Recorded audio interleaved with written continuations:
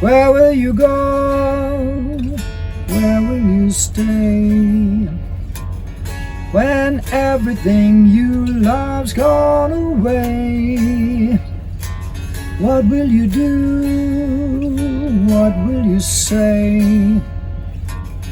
When nothing can keep darkness at bay. Howdy music lovers, Tom from Blakgraz here. That is from my song, older song, called No Longer the Sun. And I thought it'd be fun to kind of play that here at the beginning of this video for a couple different reasons that I'll get into in a minute. But before I do, say hello to this beautiful Stella custom build guitar. I know y'all have seen her before, but also I want to say a shout out to Melanie's Place. So excited to be going back to North Carolina to see Leslie and Melanie and everybody there. In fact, here's the back of the shirt too. Super cool. Can you see it okay? Mm-hmm. Okay, cool.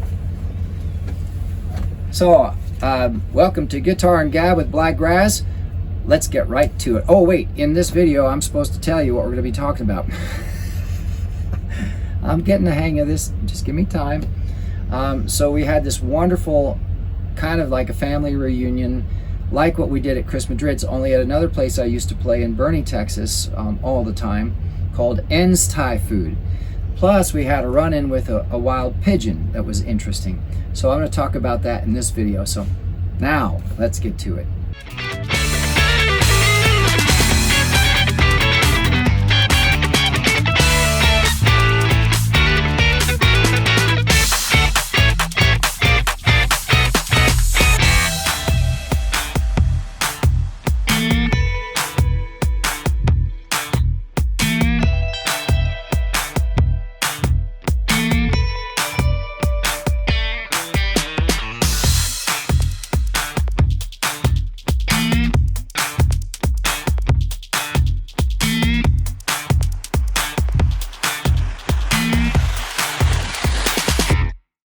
Howdy music lovers. So in this video I want to talk about going to see our family. Basically, Ian and Nui own a restaurant in Boerne, Texas called N's Thai Food, and their kids are amazing. They're smart and really fun and good, really well behaved and respectful, amazing kids, especially nowadays. So I used to play there all the time. In fact, it's funny, to get the show, to get the gig, I had to hunt Ian down. He wouldn't answer the phone, wouldn't answer emails. And we were often up in Boerne, not just to play, but actually we really like the Boerne area. And it's a beautiful town. And it's fun to walk up and down the main strip there. And it's kind of small townish with some neat shops and nice restaurants. So we would go up just because it was so beautiful from San Antonio. And it's only about 20 miles, so it's still kind of like a part of the San Antonio greater area. And it's up in the hills. It's not really mountains, but in the hills, and so it's a higher elevation. Sometimes it can be a little cooler on a hot summer day, so you get lighter temperatures. But anyway, I was doing a lot of trying to find shows up in that area because it's so beautiful. I just liked it up there. And I literally kept going by N's Thai Food, trying to catch Ian there in person. And one day I actually caught him out on the patio with some fellas that he was, I think it was family, that he had over. And he looked at me and I said, "Hey, I'm Tom from Blakgraz. I wanted to talk to you about playing music." He goes, "You are really persistent." Now he used some words that I'm not going to use in this video, but because that's just kind of him. And if you saw one of the recent Tuesday lives, he called during the live and I made the mistake of answering the phone. So I expect I'll be getting a letter from the FCC soon for all the expletives that he threw into the live, but that's just Ian. But anyway, so I said, yeah, I'm pretty persistent. Once I decide I want to do something, I'm going to pretty much do anything I can to make sure it happens. And I'd really like to play your place. And he said, "Well, what do you sound like?" And I pulled out my phone and I put on that one of my songs called All She Wants to Do Is Talk to Me. And the good thing there was a good call on my part, because that song has a very heavy Stevie Ray Vaughan influence on it. And he just immediately started smiling. I said, "Oh, you got the old man going on."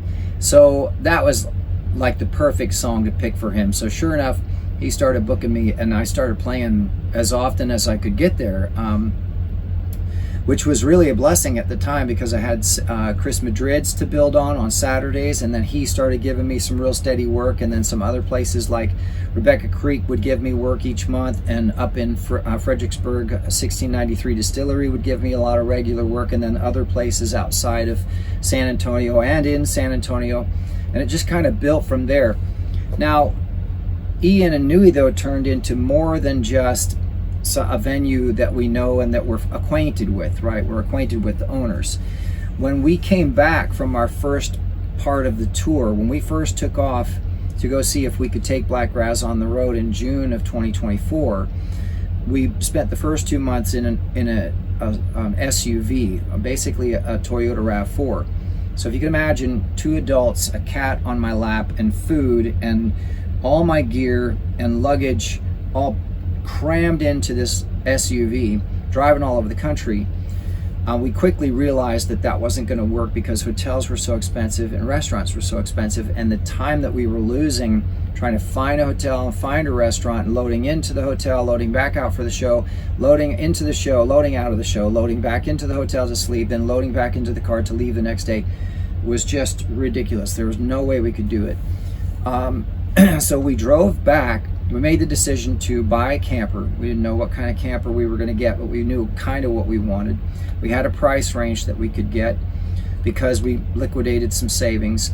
But when we got back, we got the camper, we found it, but we needed a place to kind of stage it for getting ready to drive back to Maryland. We only had a couple days to do that. Well, Ian and Nui let us come and park in their driveway, in their neighborhood, and basically plug in and figure out how everything works on Rufus, and start loading in all the stuff from storage, because we weren't organized about it. We just kind of dumped stuff in him. And that was even the time when Ian was looking over stuff with me, and he looked at the batteries. He goes, "Oh boy, you're gonna have to change these batteries, they're starting to swell." I was like, okay, it's on the list of things to do, right?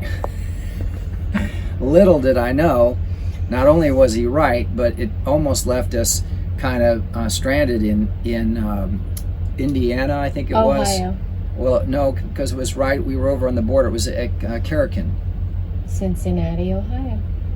I thought they were over on the other side of the river. That's the Ohio. RV park we stayed at then. Okay.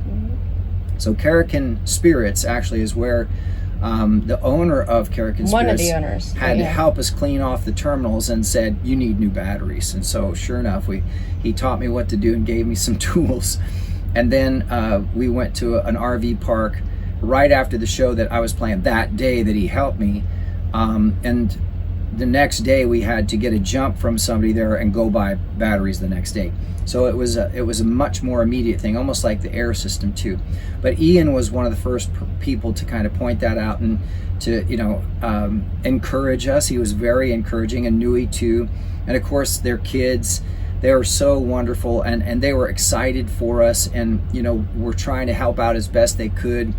And now we've come back, and of course we stayed in touch with them the whole time. Every once in a while I was sending a text or mentioning them in videos, as I do with all the venues that we work with. I try to always think of everybody that we've worked with and mention them. We came back now for this year, so after a year and a half of being gone, we came back this December, and one of the first things we did was go to Ernst Thai Food and eat a meal. So as soon as we walked in, I kind of have this running joke, which probably isn't even funny anymore, but I just like doing it, where I walk into the kitchen and I shout at Nui, "Nui, you're fired." She turned around and she's like, "Oh my gosh, you're home, what's going on?" It was so wonderful to see her. So then we didn't get to see Ian right away, but then we were up in Bernie, and I even texted him and said, "Hey, you just missed us. We sent a picture. We'll be back," right? Because we're in the area for a couple months anyway. And then we were in Bernie checking some stuff, and we literally drove right by them. And it was so funny because he's flipping me the bird, and I pull over. I'm like, "Hey, I know it's you." And so, because I saw his daughter waving at us. And he's like, hey, come over to the restaurant, I'll feed you for free. But we couldn't come right away because we had to get back down to San Antonio. And then there's always every day, it's supposed to be relaxing, right? But there's been something every single day while we've been back, beyond just booking too. And not that Rufus is falling apart, but things that we're trying to get ready, that we promised ourselves we would get ready before we hit the road again. So there's always something. So we weren't able to get back up there to take him up on his offer. And I think he thought we were blowing him off or something, because that's when he called in the live, and he was really pissed because he thought, I offered for you to come over and you didn't come over, and WTF, what the heck, expletive. And I'm on the live, I'm saying, can you please not swear? I'm on YouTube and I don't want to get shut down, So anyway, I ended up letting him go and then finished the live, and then called him back, and then he called me back finally, and we talked for a while, and it turned out he actually was kind of bummed out. He thought that we blew off the offer, and I was like, no, we were planning on coming up this weekend anyway because we need to come up there to run some errands. So it's not, we were just going to see you then. Oh, okay, well, why don't you come and play? And I'm like, okay, that'd be good practice for me. I didn't really expect to do a show, but all right, fine, I'll do it. You don't even have to pay me. So he's like, BS, I'm gonna pay you. So needless to say, it was for one of their kids' basketball. Yeah, it was the end of season for basketball for the grade. I think it was for the young boy. Mm-hmm. I didn't take video because there were a lot of children, and out of respect for families and the kids, I'm not gonna post them. But it also was the end of Lent, and so as a celebration, he wanted to have music at the restaurant. And they hadn't had music at the restaurant since a little bit after we left. I stopped playing there. They had somebody that came in and played for a while, and it did go well, and so they just stopped having music altogether. So I came down and I played, and he paid me, even though I told him he didn't have to.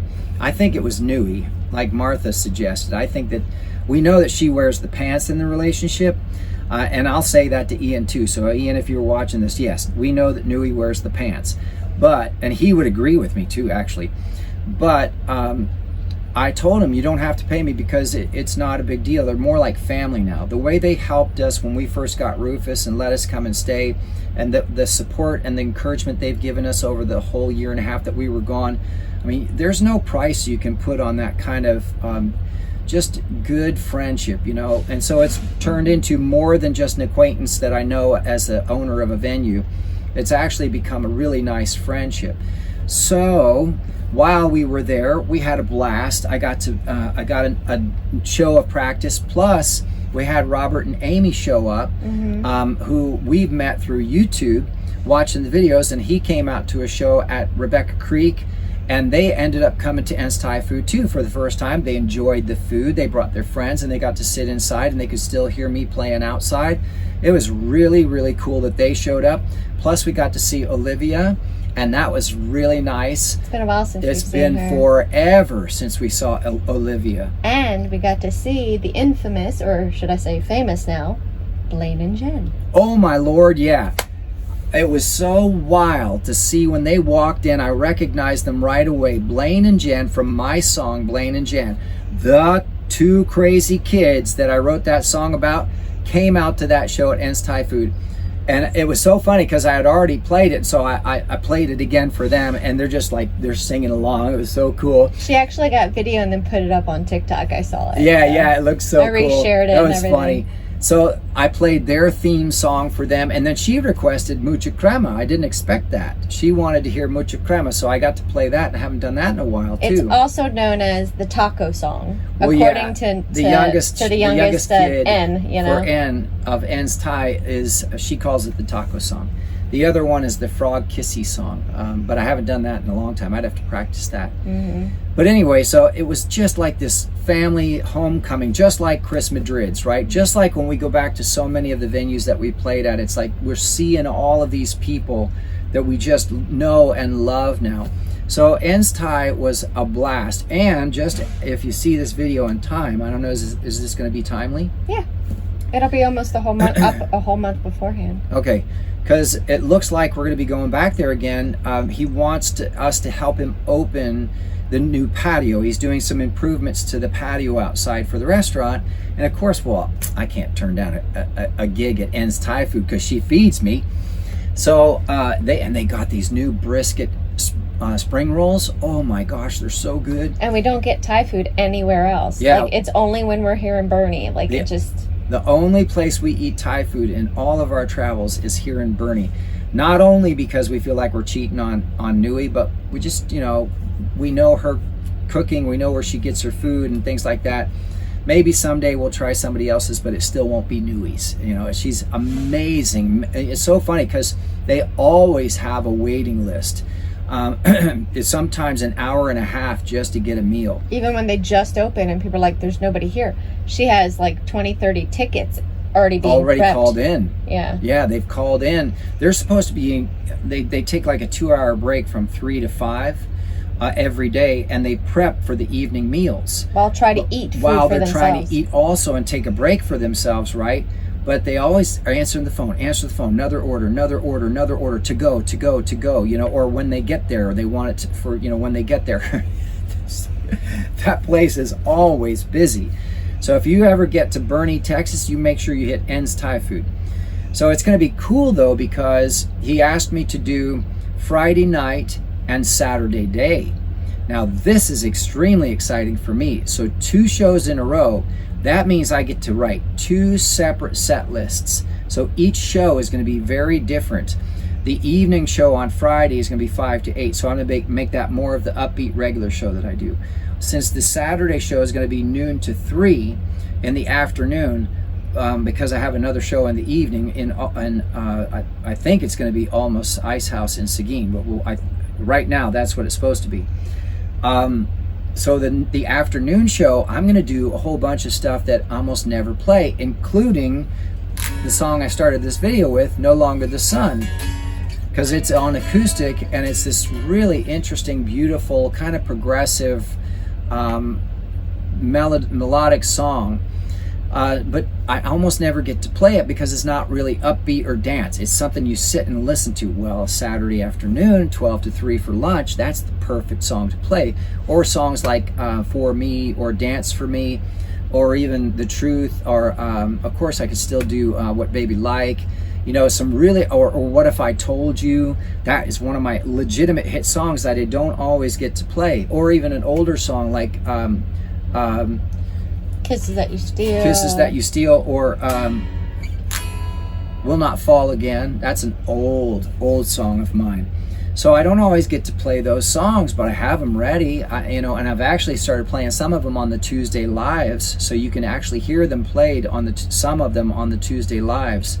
But now I'm actually going to get to shape an entire 3-hour show around all these other songs that I almost never play, which of course means I got to practice. I got to practice these songs that I haven't played in a while. While booking, while marketing, while fixing up Rufus, while shaping Rufus the way we want him, all of that while happy playing stuff. some gigs here and there. So, needless to say, it's pretty exciting. So that's going to be a lot of fun. En's Thai Food, if you can make it, it's going to be Friday the 27th from 5 to 8, and it's going to be Saturday the 28th from 12 to 3. So that's our En's Thai update. We got some great food there, great information, great music happening there. Now the last thing I want to talk about in this is just real briefly, we had a run-in with a wild pigeon. So we went for a walk here at a truck stop that we're staying at last week, and on the first time around we were walking, and there was this pigeon that was just suffering. It obviously had either hit its head or been electrocuted or got poisoned or something. It was just suffering, and I didn't have it in me to just snap his neck and put him out of his misery. I kept holding on to the hope that he might get better. Maybe if we could just... we were hoping he was just stunned, and we watched for a few minutes. Well, we didn't just watch, we watched for a while. So I basically picked him up, we brought him back to the camper, we put him in a towel so he didn't feel too constrained, but he couldn't flap around. And that poor baby was having seizure after seizure after seizure. I mean, I know what a seizure looks like. When I used to play at the Caesar resorts, I was doing a show one time at Brookdale, and a young lady dropped to the ground and went into a hardcore epileptic seizure. I stopped playing, and the people around her were just staring at her, and I ran over to her and I turned her on her side, because one of the first things you want to do is you want to make sure they don't choke on their own spit or vomit, because if it's a seizure, every muscle in their body is tensing up, and so it can cause reflux. And if they're on their back and they don't have a way to clear it out because they're tensed up, they'll drown. They can literally drown themselves. So I turned her on her side and just started asking people, okay, does anybody know who this person is? Do you know, does she have any medical conditions? Is there anybody who's a doctor that knows kind of what to do here? All I know is that you got to make sure that they're comfortable, don't hurt themselves, and don't drown on their own spit, right? Or swallow their tongue or something stupid like that. So people started kind of thinking, oh yeah, well, she's my friend, her mom is over here, they went and got the mom, and blah, blah, blah. So I've seen seizures before up close. This bird, about every minute and a half, would go into a hardcore, deep seizure, and it looked painful. And then it would snap out of it and kind of like, whoa, what was that? And where am I? And what's happening to me? You could just see it in its eyes. But then after a while, the heartbeat slowed and it calmed down, and the seizures got a little further and further apart. Then I was trying to give it some water through a syringe. Through a syringe, right? Yeah. And it did drink some water, and we put a little bit of sea salt in there to try and keep it hydrated, just to see how it would do. So we fixed a box with a towel in the bottom of it to kind of monitor it through the night without having to hold on to it the whole time. Well, not shortly after we put it in the box, the poor thing passed away. So we had to dispose of it. Couldn't bury it really, but we tried to be as respectful as we could. However, as much, I was hoping against hope that this bird could recover and we could just let it go the next day, or even if we had to hold on to it for a week or so for it to heal, like if it was a hurt wing or something, that it would, we'd give it time to heal. If it, needed food, we could find, bugs or whatever for it. I made a little food dish too, and yeah, there was stuff that we could give it. We had seeds, we had things like that. And I just kept hoping that if it just give it enough time, that it'll start to recover, because it seemed like it was getting better. And which is why I was comfortable putting it in the box in the first place, to give it some space, right? To give it some time to just relax and kind of start healing. And then let it go, right? Once it starts to feel better, then you just take the box out and just open it up, and it can fly and go take care of itself. Because if it had bonked its head, if it was a concussion, it would take longer. If it was electrocuted, it shouldn't be more than a day or so. If it was poison, you just have to wait for it to pass the system. Something had happened to that bird where it was neurological. There was neurological damage, and it was on its way out. So in my heart, the best thing was that we at least gave it some peace and a little bit of water and comfort before it could finally transition over. So it wasn't panicked and flapping around or being torn apart by an animal, which would be natural. I mean, that's fine. But I, instead of putting it out of its misery like I have seen people do, and I know you should, I kept holding on to hope that it could just start to heal. It could get better. I mean, we prayed over it and everything, but it didn't work. So it was disappointing, but it wasn't heartbreaking, because you could tell it was really suffering. Every time the seizure hit, it was really, really suffering. So I think more than anything, whatever it was that was wrong, it probably passed because of heart failure, because it was so intense when the seizures would come on. And I'm not a big fan of, letting animals suffer. I've worked on farms, and I've seen slaughterhouses, and, my mom used to get a whole cow for the house for the whole year. We just have a freezer stacked full of a whole cow. And of course, obviously I eat meat now, but I'm just, I don't know. I just felt like it might be getting better. Maybe this is something it could work its way through, but I was wrong. So hopefully the bird is on to a better experience for the next time.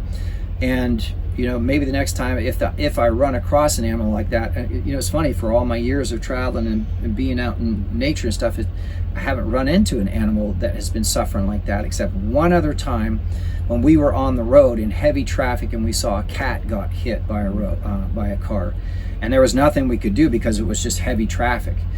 We couldn't stop. But anyway, the point is, it's so rare. There was one little bird when we were doing the stairs, as we called it, down at oh yeah, the one little bird that we picked up because it was struggling, and we put it and tucked it up in the bushes. Yeah, so it could hide. It was I think it was like a little mini goldfinch or something like that, because it was down on our walking path, and it wasn't flying away. And it wasn't flying away, which they should have, and it was in the morning. It wasn't like it was middle of the day hot type of temperatures. It was like 7, 8 in the morning, if that.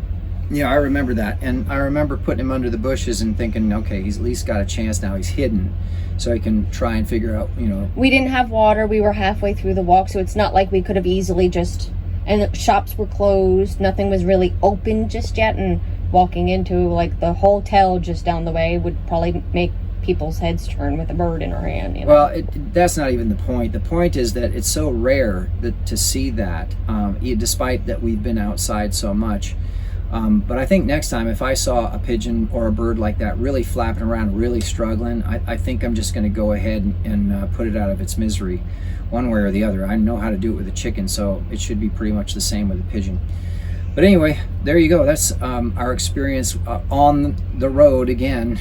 All the cool things and weird things that happen. But it wasn't heart-wrenching. I think more than anything, it brought me peace of mind knowing that the bird wasn't suffering anymore. So there you go. That's kind of what we've been dealing with lately. I hope it's interesting to everybody.